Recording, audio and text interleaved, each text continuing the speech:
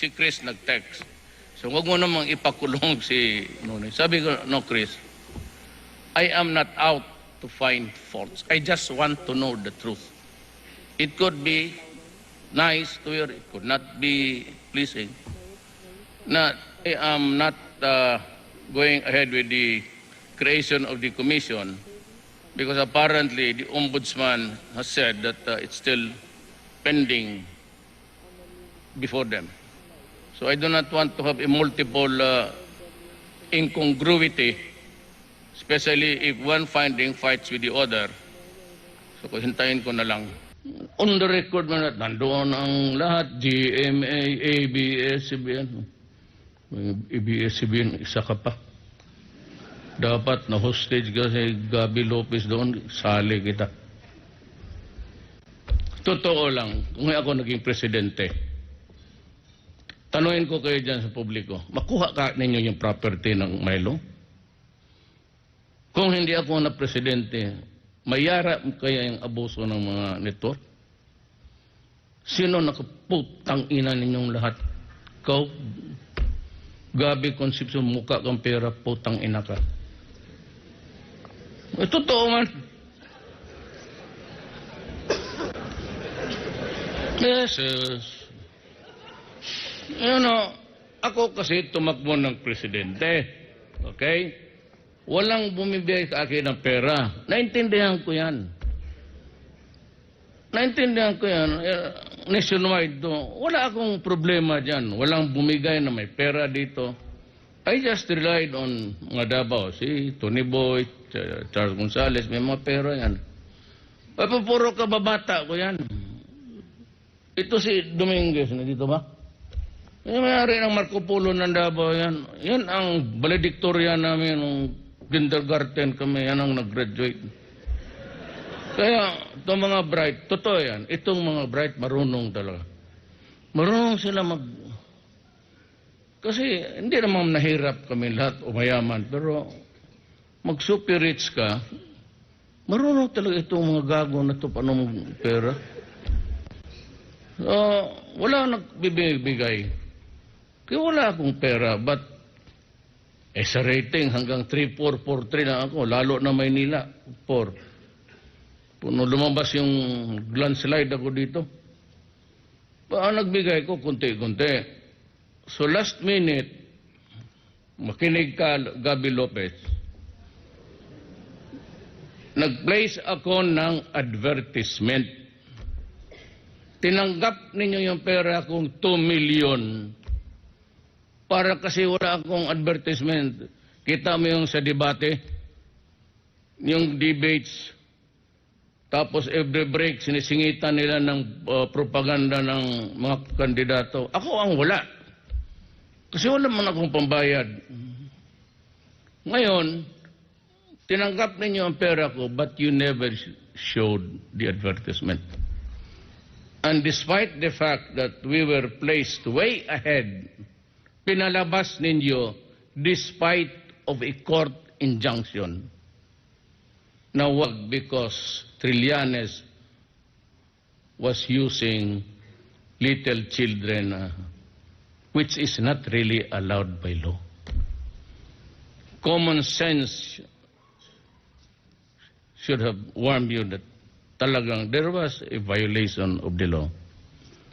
And ang tinanggap mo ng pera ko na hindi mo ginamit para sa show ko is actually staffa.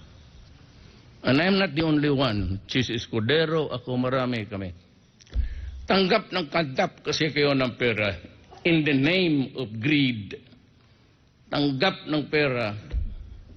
Tapos kung makasalita kayo, pati yung inquirer, kaming mga, kung baboy din nyo, kaming mga taga-goberno, you picture us to be the corrupt, excuse me. Yeah, fortunately hindi ako ganun. I would not have survived. Now, bakit ako nanalo? Heard about Jaime Marcos? Well, no problem. Because I know Jaime. Why? Because my father was a cabinet member of the first set of cabinet way back when won for the first time. My father was Secretary of General Services. It was the Bureau of Supply, lahat ng... Kasi kaya sinuportahan, ako di Aime, kasi suportado ko rin siya. At Bongbong was ni Hari, kasi hindi, walang ayaw ko nga tumakbo. Tapos, yun, dumating yung mga pera ko konti, kasi during the last 4 days, nag-shoot ako ng 32. Steady sila. Now, what was my message? Sa debates, I was the first one to just say, that is all that I have for you. What was my message? Corruption, drugs, criminality, economics. Sabi ko sa inyo, bobo ako dito sa economic. Hanggang, as a matter of fact, kasi mas bata ito sila sa akin, as a matter of fact, ako yung first set sa K-12. Noong panahon, K-12 na ako. Kasi sabi ng anak ko, itong si Kitty Brighto, yung nanay nito, valedictorian eh. Kaya ko sabi ko marunong magdigo. Ngayon nakita ko na yung mga paano sila mag-squeeze in ng opportunity. Ito si Kitty sabi niya, Brighton, why don't you tell Secretary Briones to do away with K-12? But just make it longer. Sabi ko, anak, dahan-dahan ka. Makakasagasa ka ng tao. Ang tatay mo, original K-12 talaga to. Took me 7 years to finish high school. Second year na, expelled na ako sa Ateneo. So I finished doon sa Digos. Classmate ko yan si Doresa. Doresa is a brilliant guy. Yan ang namin, valedictorian. So ang valedictorian niya, Sani, Doresa, Aguirre, Delphin Lorenzana, valedictorian yan. Sa klase niya, valedictorian din sa eskwelahan yan. Lahat sila valedictorian. Ako, last 10 ako sa klase. Tanongin mo yung justices, pero okay lang man. So, where am I now? Where are they now?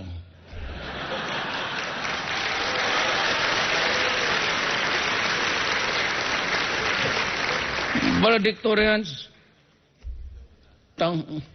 trabante ko lang. Yan ang buhay. That is the... So, sino ang congressman ko? Nograles, pati ito si Lord Velasco. Kay kaibigan, Aime Abet Garcia, Mindanao, isa lang. Si Agusan del Norte. Bumaliktad. Hindi nakatiis. Mahirap ang pag-ibig. Makikinig yung asawa ko. Noon yun. Noon. Uy, tagal na. Hindi man sabihin na walang ano lang. So, yan lang nagsuporta sa akin. Kaya hindi ko alam, except for the few guys, classmate ko, taga San Beda, hindi ko alam po yung sinong sinuportahan ninyo. Kasi kung nalaman ko na majority si Kris o si Rojas, bababa ako dito, bahala kayo sa buhay ninyo. Now, let me begin by just saying, I'm revealing for the first time to the nation. Drugs can be operated only by one means. It has to be organized. Correct? Correct. And the members there have to conspire with each other, so making them equally liable criminally. Correct? Correct. You have to proceed against all who appears to be responsible, therefore. Correct? Correct. That I cannot be so choosy in my judgment, because the act of one is the act of all, equally responsible for the distribution. Correct? Correct.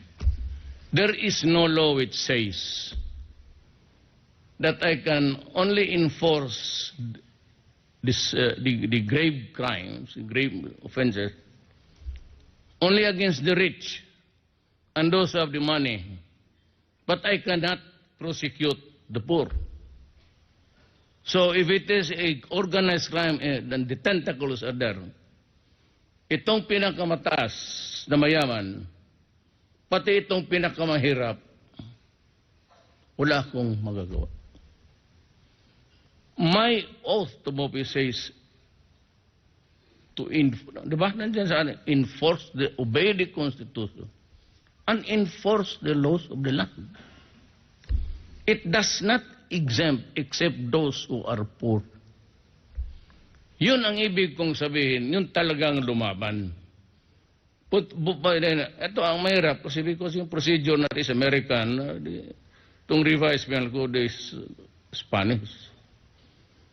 Pero you have to operate within the bounds of the law. I will not tolerate people shooting children, and I will never allow, parang hindi ka naman lalaki, nakatali na, you have to do that. O nakasurrender na. Hindi ka lalaki yan. So, wag mo akong salihin sa kaputahan na ganun. Ang utong ko is that, go out, enforce the law against all, and you have to take the guy into the custody of the law. You have to overcome a resistance, whether light, slight, or serious. And if there's a weapon, be it a bolo, a knife, and you feel that your attack and your life is in jeopardy, shoot. Wala tayong problema dyan. Kayo dyan, fiscal, justice, that's the law. Kung wala akong magawa, sabihin mo na namatay sa enkwentro ito. Pero kung sinalvage mo, ibang istorya na yan. Ang salvaging kasi can also afflict, magtakod saan, and it will be practiced by everybody. The criminals and the police and the criminals would do the same thing. Yung kayong taga-Mindanao, taga-Davao, di ba? We lose about, at that time, 3-4 policemen a day. It's because yung impunity na, hindi ka ano, pero impunity na maraming patay. I'm sorry to disappoint itong mga human rights. Hindi niya ako kilala. That's the problem. But I was asked during the debates, how will you treat terrorism and drugs? I said, I will treat them harshly. So if you can find the appropriate synonym of what is harsh, then that's it. Ngayon, today, the drug problem or issue is all throughout the world. They have taken over the Bamboo Triad and the 14K sa lahat ng operasyon sa Southeast Asia. And ikaw noon na tigaluto ka, you are only given a franchise for distribution. Now, I made public yung matrix ni Parahinog because he was there in the middle. And the Albuera mayor, sabi nila na yun ang extrajudicial killing kasi binaril doon sa loob ng detention. You know, as the chief of the bureaucracy, as the one in control of the police, sino man paniwalaan ko? Yung testimony ng mga inmates, ang witnesses ng inmates man, or yung mga police ko. Common sense would say that doon ka maniwala sa police mo. Bakit ako maniwala doon sa mga priso na sinabi na, well, let the courts take it. Ngayon, sabi ni Aguirre, sabi niya, Mayor, it's murder. Go fine.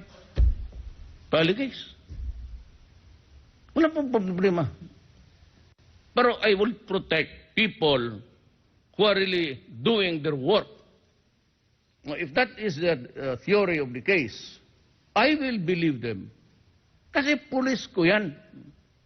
Now, the only reason why sabihin nila noon walang patay, it was a paralyzed law enforcement. Maraming corrupt na pulis until now.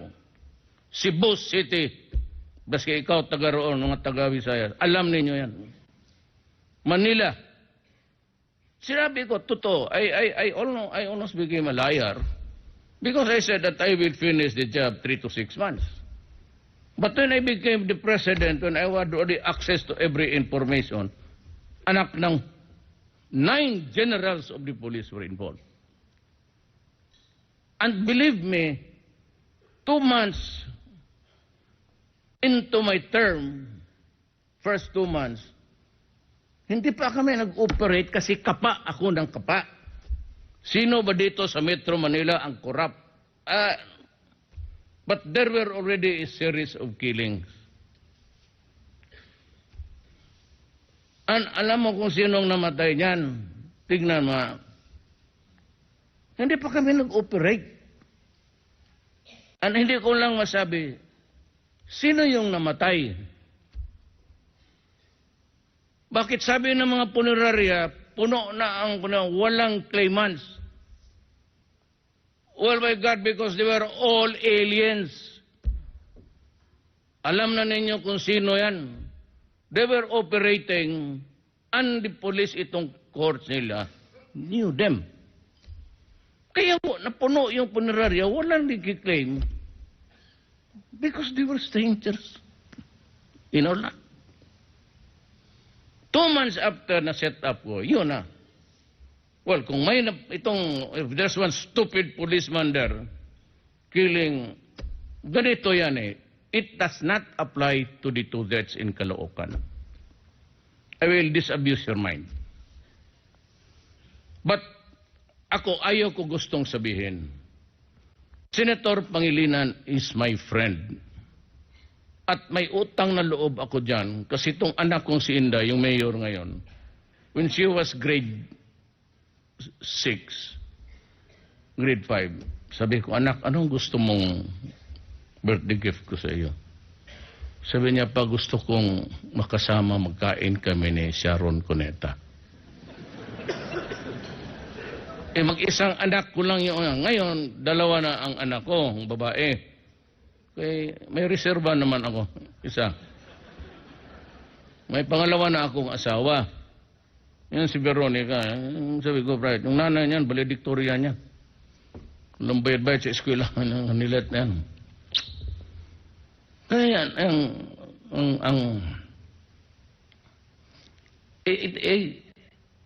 lahat yan halos na ilibing, hindi pa kayo nagtataka?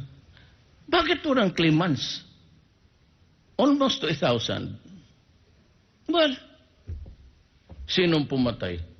Hindi pa ako nag-operate. So hindi ko sinasabi yung mga police generals. It would not be right because I do not have the evidence. But most likely the persons interested in doing demoways, a group that gusto nilang mawala yan sila. Ngayon ako, gagawin ko rin. Basta lumaban, patayin mo na lang. Rather than be choosy at that moment na ano ito. Kaya ako believe, the best example na sa order ko nang galit ako, yung sa Caloocan. There was this CCTV footage na sinasaksak na siya ng deranged addict. He kept on parrying, hawakan pa niya yung blade na dito. It was until only after he fell down and the idiot was on top of him, alam niyang mamamatay na sa binira niyang 2 baril. Kayo, saludo ako sa polis na yan. Sinabi ko, hanapin mo yan. That is actually yung nagalit na. Sabi ko, do not salvaging. Kasi masisira ako niya. I get to answer for everything because ako yung mayor. I do not call myself president. Nakukurnihan ako. Mayor lang kasi matagal ako mayor. If you want to address me really, say mayor. Pag yun ako presidente, hindi kita kausapin. Nakukurnihan ako. Sa Bisaya yan na, mahilasan mo.